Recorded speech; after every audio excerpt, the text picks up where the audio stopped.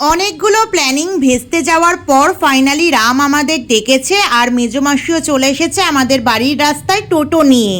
Friday আমাদের বিখ্যাত গির্জা আর রামতলা রেলগেট পেরিয়ে আমি, বোন, দুই মাসি আর মা পৌঁছে গিয়েছিলাম রাম মন্দির। গিয়েই আগে প্রথমে রাম ঠাকুর দর্শন করে নিলাম আর তোমাদেরকেও দর্শন দিলাম। কয়েক বছর মন্দিরটা নতুন করে হয়েছে, তবে দোকানগুলো সেই পুরনোই থেকে গেছে।